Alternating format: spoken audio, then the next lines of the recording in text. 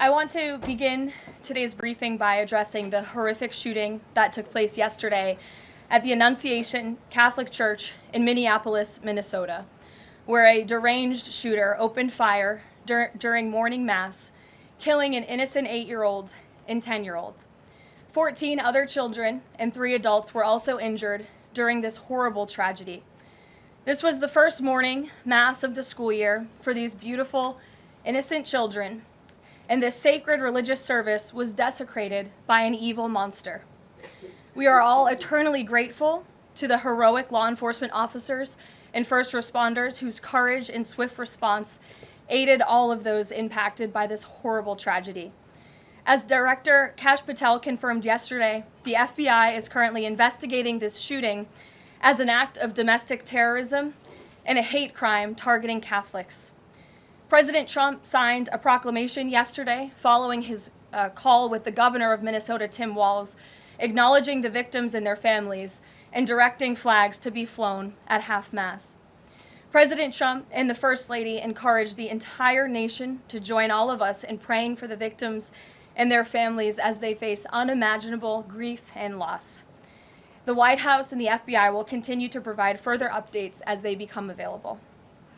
I also have a quick scheduling announcement for you today. The President will travel to New York City on September 22nd to address the United Nations General Assembly on Tuesday, September 23rd. On another matter, as Americans make their Labor Day weekend travel plans, they will be able to enjoy 5-year low gas prices thanks to President Trump fully unleashing American energy dominance. President Trump ended Joe Biden's Green New Scam policies and is delivering on his promise to make America affordable again. These savings at the pump are giving everyday American families more room in their budgets at the end of each month, which is the exact opposite of what we saw under the previous administration. And as we commemorate Labor Day this year, we finally have a president who fights and delivers for the American worker every single day. President Trump believes that American workers are the heart and soul of our economy and our national identity, which is why he's championed an agenda that puts them first always. For decades, the hardworking men and women of our country who built the greatest nation in world history were sold out by selfish, greedy, short-sighted globalists who put our country on a path to economic and cultural ruin.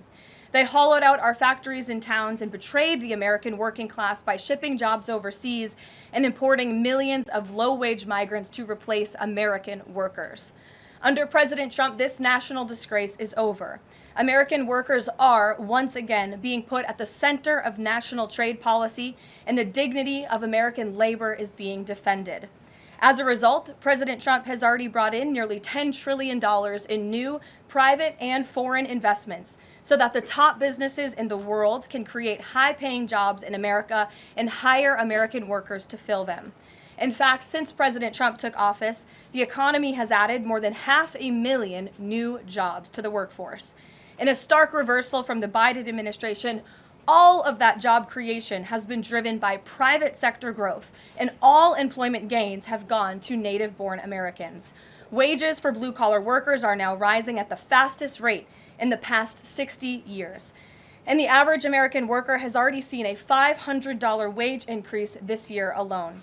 Thanks to the largest middle tax cuts ever signed into law by President Trump, with no tax on tips, no tax on overtime, no tax on Social Security, Americans in all 50 states will keep more of their hard-earned money.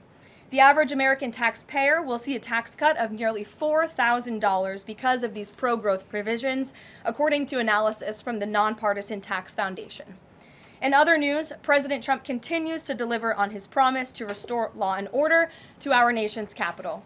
Since President Trump's intervention, there have been more than 1,283 arrests right here in the District of Columbia. Total crime in D.C. is down 19%, and violent crime is down 30%.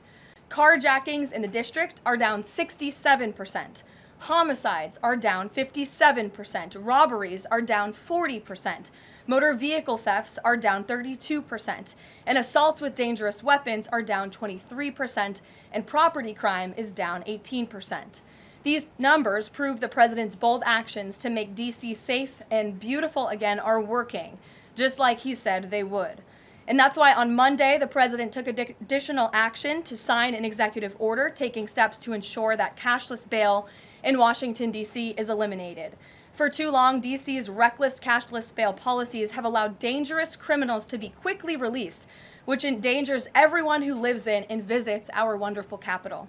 No cash bail has also foolishly forced law enforcement to repeatedly arrest the same offenders over and over again, only for them to be released back into our nation's capital. This is the definition of insanity, and the president is seeking to end it. He also signed a separate executive order addressing the crime emergency in D.C. by instructing the National Park Service to hire additional United States Park Police officers to support public safety, and directing the U.S. Attorney's Office for D.C. to hire additional prosecutors to focus solely on violent and property crimes. So while liberal Democrats across the country continue to double down on their failed soft on crime approach, the American people, including local D.C. leadership, business owners, and residents, are rallying behind President Trump's crime crackdown. According to new polling, 81% of Americans say crime is a major problem in large cities across the country. And a clear majority of Americans believe the president's actions are justified and necessary to reduce crime in these cities. Indu Bhatia, who runs a liquor store a half mile from the White House here just down the street, is one of those Americans who are grateful for President Trump's public safety push. Indu recently told the New York Post that her store was robbed so many times that they had to spend exorbitant sums of money on security, jeopardizing her family's financial future. But thanks to President Trump's strong action, Indu said, quote, "All of my employees, including me, we feel much safer, and even our customers feel really happy when they walk into our store." And just yesterday, Washington, D.C. Mayor Muriel Bowser credited President Trump for surging federal law enforcement personnel and said neighborhoods, quote, "feel and are much safer." We thank Mayor Bowser for her cooperation and her willingness to help us make D.C. safe and beautiful. This entire effort has vindicated what President Trump and law and order advocates have been saying for years, and this is our message to Americans in Democrat-run cities nationwide. Decline is a choice. You don't have to live in constant fear of being robbed, raped, or murdered. Your leaders are lying to you, and they have been failing you for decades. The President Trump approach of upholding law and order by letting our brave men and women in blue actually do their jobs to aggressively fight crime works. In just a few weeks, President Trump has done more for D.C. residents than Democrats did in 50 years. And this can be replicated in other crime-ridden cities across the nation. As President Trump has said, all of these elected officials in charge have to do is pick up the phone and ask for the president and the federal government's help. President Trump doesn't care if they are a Republican or a Democrat leader. He wants Americans to be safe and for every law-abiding American citizen across the country to be able to thrive in their city and in their community. With that, I'll take questions. Here in our new media seat today, we have social media influencer, content creator, Brandon Tatum. Brandon, thank you so much for joining us today. Why don't you kick us off? Well, Caroline, thank you so much for having me. I really appreciate it. And on behalf of everybody that follow me, the millions of people that follow me, I want to say thank you for making a sacrifice and dealing with some of the most disingenuous people on planet Earth at times. I have two questions. The first question is associated with the shooting that occurred the other day. And I want to ask the question of, we know that it's not a gun thing. Any rational person knows it's not a gun thing. We know it's a mental health issue. So I want to know from you, what is President Trump and the White House going to do to address mental health issues around the country associated with these shootings? And the second thing is Chicago. You know, anybody with, and I say, with a connected brainstem knows that Chicago's crime is out of control. And young black men are getting killed, laying dead in the middle of the streets every single day in Chicago. No president has addressed any of these issues. And so what is the White House going to do to address issues in their capacity to deal with the conflict and violence in Chicago? Sure.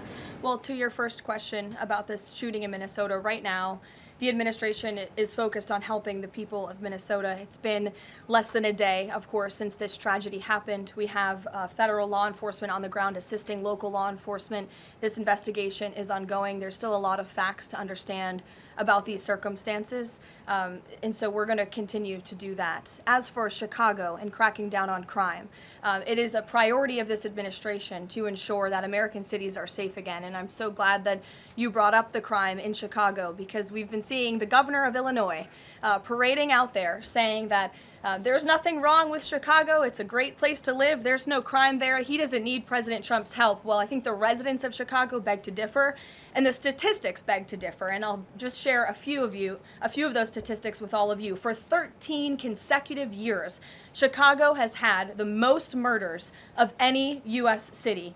This is J.B. Pritzker's legacy, by the way. For 7 consecutive years, Chicago has had the highest murder rate among U.S. cities with more than 1 million people.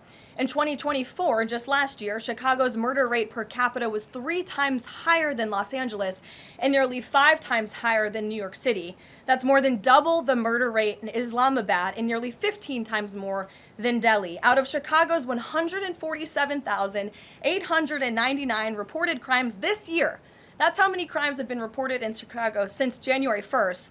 There have only been arrests in 16% of them. These numbers are unacceptable. There have been more illegal guns recovered in Chicago than in New York City and Los Angeles combined. The number of reported motor vehicle thefts last year was more than double the number in 2021. And Chicago has also, just like DC, come under scrutiny over discrepancies in its homicide data reporting. So as bad as these numbers are, perhaps they are even worse. And this is Governor Pritzker's legacy. He should put politics aside. He should pick up the phone and call this president, who would be more than happy to do right by law-abiding American residents in the city of Chicago, and we hope that he will. Gabe, and thanks for being here, Brandon. Gabe. Caroline, thank you so much. First on the firing of the CDC director. First, Sure. Who will replace her? And then also, overnight the White House said that she did not align with the president's agenda. Dr. Menard's attorneys say that she refused to rubber stamp unscientific, reckless directives and fire dedicated health experts. What specifically did she do wrong? Look, what I will say about this individual is that her lawyer's statement made it abundantly clear themselves that she was not aligned with the president's mission to make America healthy again. And the secretary asked her to resign. She said she would, and then she said she wouldn't, so the president fired her, which he has every right to do. It was President Trump who was overwhelmingly reelected on November 5th. This woman has never received a vote in her life, and the president has the authority to fire those who are not aligned with his mission. A new replacement will be announced by either the president or the secretary very soon. And the president and Secretary Kennedy are committed to restoring trust and transparency and credibility to the CDC by ensuring their leadership and their decisions are more public-facing, more accountable, strengthening our public health system, and restoring it to its core mission of protecting Americans from communicable diseases, investing in innovation to prevent, detect, and respond to future threats. That's the mission of the CDC, and we're going to make sure that folks that are in positions of leadership there are aligned with that mission. And briefly on another topic, alligator Alcatraz. Last week, a judge on an environmental concerns lawsuit said that the administration had 60 days to wind down operations there, state officials did. Now, the administration has not been shy in fighting back against what it calls activist judges, but why is it backing down this time? We're not backing down. We've always said that we are going to continue to fight in the court of law for what's right, because we know that what this administration is doing with respect to all policy, but also immigration policy, is above the books, and we're abiding by our nation's immigration laws. And we think it's despicable that an activist judge has inserted themselves in this migrant detention facility to the point where DHS is now having to relocate these illegal immigrants to other detention facilities around the country. That is an unnecessary burden on the Department of Homeland Security and these agents who should be removing these criminals from our community. That's what the American people elected this president to do. So we've always maintained, Gabe, we're going to comply with court orders, but we're also going to fight back on them on the merits of the law. And DHS is in compliance while we disagree with this decision, and we'll continue to fight it in court. Let's go to... Hey, Go ahead. Thanks so much. So just following up on the CDC firing. Sure. Are you anticipating other changes there at CDC in addition to that firing? And is the administration going through in a very sort of organized fashion? Is there a task force that's going through high-level appointees to see who is or isn't aligned with the mission? Like, should we expect more or changes? Not to my knowledge. I understand there were a few other individuals who resigned after the firing of Ms. Monarez. One of those individuals wrote in his departure statement that he identifies pregnant women as pregnant people. So that's not someone who we want in this administration anyway. So if people are not aligned with the president's vision and the secretary's vision to make our country healthy again, then we will gladly show them the door. Caroline, can I just Go to the back. Thank you, Yes. Caroline. Go behind you, Andrew. Go ahead. Oh, thank you, Caroline. The military deployment that President Trump has sent to the Caribbean Sea close to the shores with Venezuela is massive. It's much more that is needed to simply counter narcotics operations. Is President Trump considering launching military strikes to military installments or facilities in Venezuelan soil? I won't get ahead of the president with respect to any military action or questions about that ever. But what I will tell you is that many Caribbean nations and many nations in the region have applauded the administration's counter-drug operations and efforts, and the president is prepared to use every element of American power to stop drugs from flooding into our country and to bring those responsible to justice. And as I've said from this podium before, the Maduro regime is not the legitimate government of Venezuela. It is a narco-terror cartel. Maduro is not a legitimate president. He is a fugitive head of this drug cartel. He has been indicted in the United States for trafficking drugs into our country, and it is the utmost responsibility of this president and this administration to prevent the illicit flow of drugs into our country and to protect citizens from those deadly poisons. Reagan. Thanks, Caroline. I have two questions for you. Sure. Democrats, including former White House Press Secretary Jen Psaki and Minneapolis Mayor Jacob Frey, attacked prayer and pushed gun control in the aftermath of yesterday's shooting. What's the White House's response to their comments?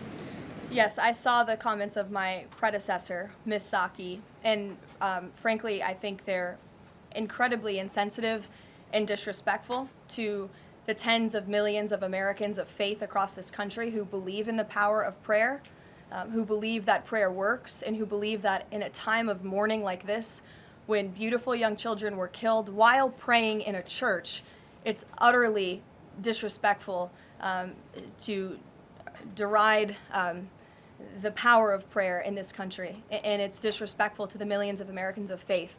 And I would encourage Ms. Psaki to pray for these families themselves who need it right now more than ever. My second question for you is that there have been media outlets who have glazed over the fact that the shooter was confused in their gender identity. Does the administration believe that this element needs to be investigated in the shooting? All of the elements are being investigated in the shooting, absolutely.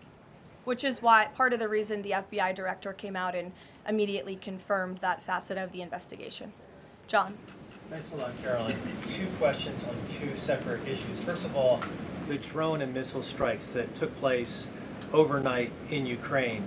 General Keith Kellogg, the president's special envoy, has described these attacks as egregious. Do you agree with that description, and do you view President Putin as an impediment to getting peace between these two countries? Well, it's not about if I agree, it's about what the president thinks, and I know what the president thinks because I talked to him about this. He was not happy about this news, but he was also not surprised.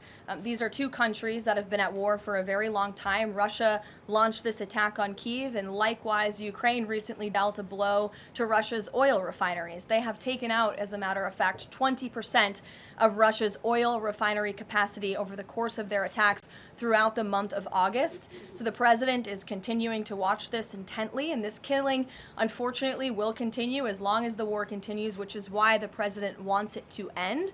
And that's why he's worked harder than anyone to end this war, which would have never started if he were president. But perhaps both sides of this war are not ready to end it themselves. The president wants it to end, but the leaders of these two countries need it to end and want it to end, must want it to end as well. And I think the president will make some additional statements on this later. My second question has to do with, Carrie.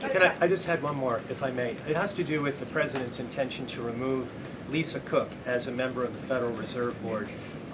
He is going or acting upon allegations that have been made by Trump administration official Bill Pulte. These are just allegations. She hasn't been convicted yet of any crime. Is the administration opposed to allowing Ms. Cook to have due process, to challenge what has been alleged against her? I believe she is challenging it. I believe she just filed a lawsuit today, and Mr. Pulte has deferred those allegations over to the Department of Justice to investigate them.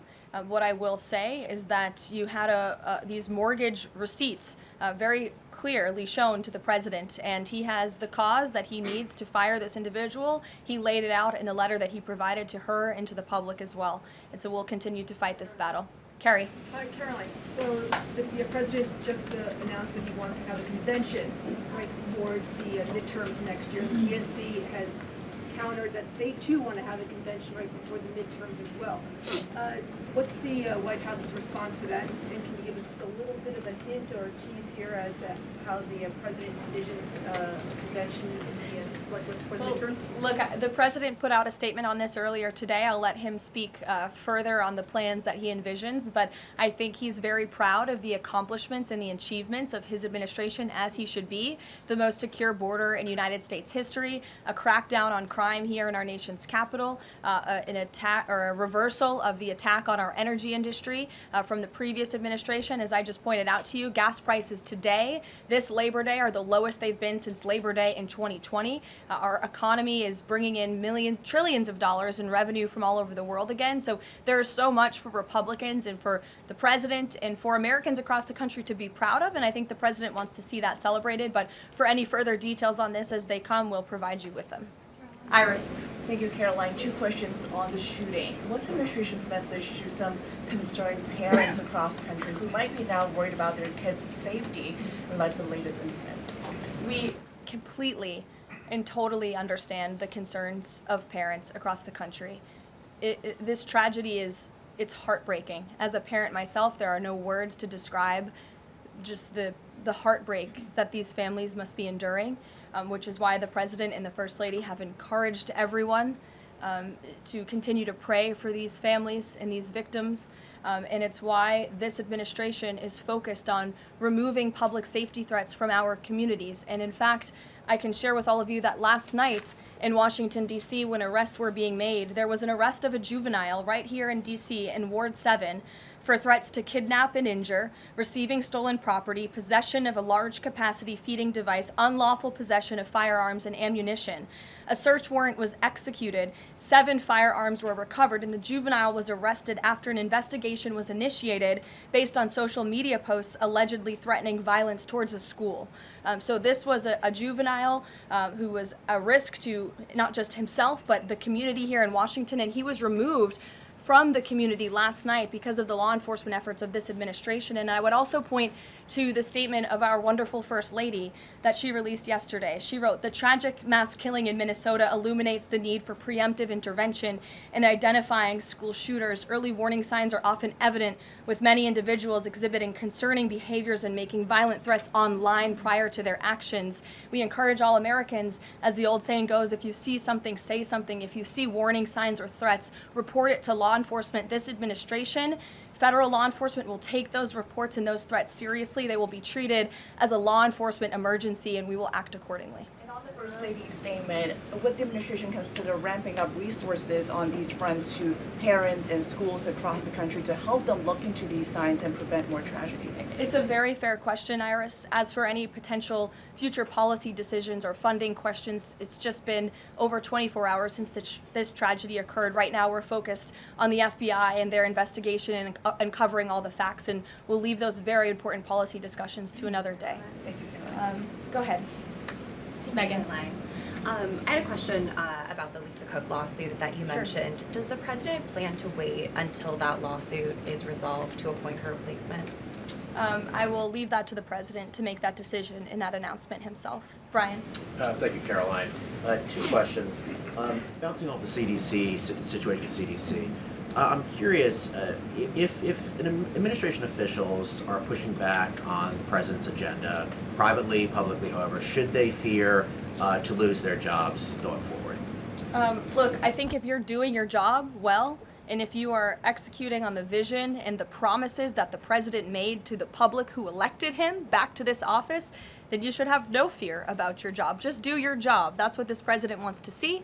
He wants to see people solving problems. He wants to see the people who have the privilege of serving the American taxpayer and the federal government abiding by the wishes of the American taxpayers who overwhelmingly reelected him in this cabinet to make America great again, or in this case, make America healthy again. On the Intel deal, where the U.S. got a stake in that company, there's two things I want to ask about that. The first is, what did the U.S. get back in return for that deal? And the second thing is, what are the future plans for giving any form of money to another company? It could be through the CHIPS Act, like this deal, or some other form of funds.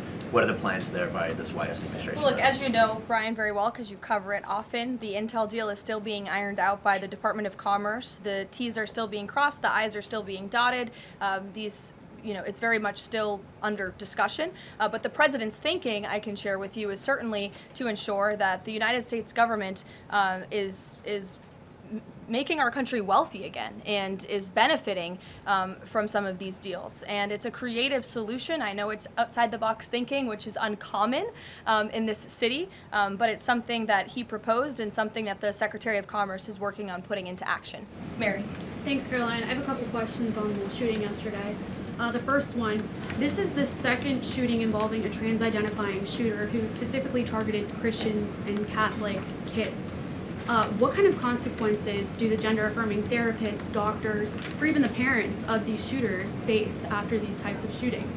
Well, as for the parents and potential therapists in this case, again, all of that is still currently being investigated by the FBI. I know the Secretary of Health and Human Services this morning said that HHS is investigating perhaps links between some of these drugs and these prescription drugs that some of these minors may be taking and an increase in violence. And obviously we have mental health problems in this country that this administration and Secretary Kennedy will continue to speak out about in the work that we're doing to solve it. Thank you. And just to follow up, I've seen a lot of calls for action, among these lawmakers saying that we shouldn't just be praying.